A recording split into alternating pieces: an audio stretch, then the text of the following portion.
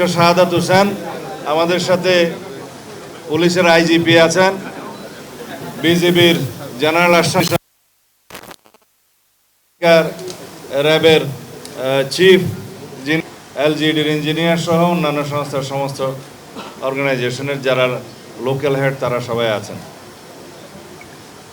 বিগত 17 বছরের দুর্বৃত্তায়নের রাজনীতি অথবা রাজনীতির দুর্বৃত্তায়ন যাই বলি, তার মধ্য দিয়ে রাষ্ট্রের মধ্যে দুর্বৃত্তের রাষ্ট্র গঠিত হয়েছিল।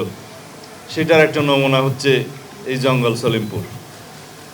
আমরা দায়িত্ব গ্রহণের পর 1 মাসের মধ্যেই চট্টগ্রামে কিছু সন্ত্রাসী কার্যক্রম লক্ষ্য করেছিলাম।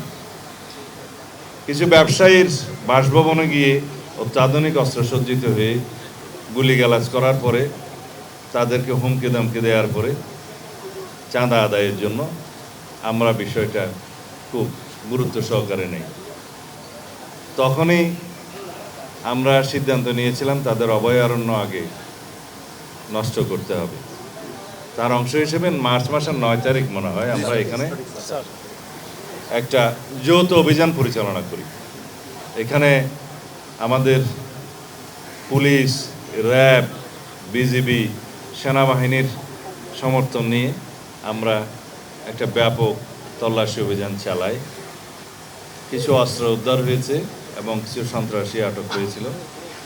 তবে আমাদের লক্ষ্যমাত্রা অনুযায়ী আমরা সেটা করতে পারিনি, কারণ কোনো না কোনো কারণে হয়তো এই তথ্যগুলো ফাঁস হয়ে যাওয়ার কারণে তারা আগে থেকে সাবধান হয়ে গিয়েছিল বলে আমার মনে হয়। যাই হোক, এখানে যে সিসিটিভি ক্যামেরা বসিয়ে বিভিন্ন পাহারাদার বসিয়ে যেভাবে এলাকাগুলো তারা নিয়ন্ত্রণে রেখেছিল সেগুলো ভেঙে দেওয়া হয়েছে। কিন্তু আমরা অবাক হয়ে গেলাম যে রাষ্ট্রের বিরুদ্ধে চ্যালেঞ্জ ঘোষণা করার মতো সন্ত্রাসীদের দুঃসাহস কিভাবে হলো। তারা এই রাস্তা কেটে ভেকুও নিয়ে এসে, বুলডোজার নিয়ে এসে র্যাবের আন্ডার কনস্ট্রাকশন ক্যাম্প ভেঙে দেওয়ার সাহসটা থেকে পায়। তাদের সাথে কারা জড়িত, এই জায়গার জমি দখলের সাথে কারা জড়িত, এগুলো আমরা এখন ফাইন্ড আউট করেছি।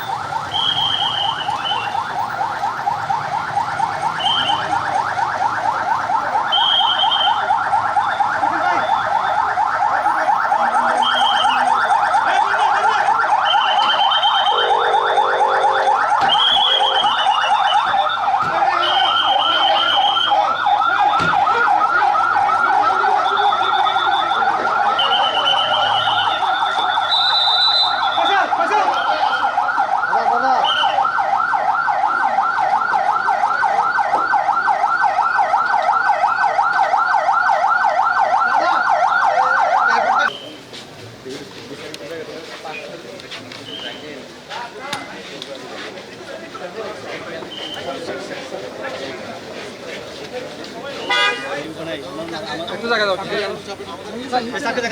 স্যার একসাথে আসেন, স্যার একসাথে আসতে বলা হয় একটু বাইরে। হ্যাঁ স্যার, স্যার আমরা সামনে করে নিচে কোন কেমনে নিচে গুলো করে ভাই স্যার আমরা এখানে রেডি করছি স্যার, একটু সামনে এখানে সামনে রেডি করতে একটু সামনে আসুন।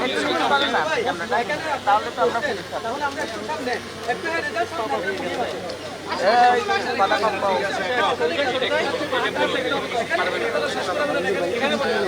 এখানে না স্যার।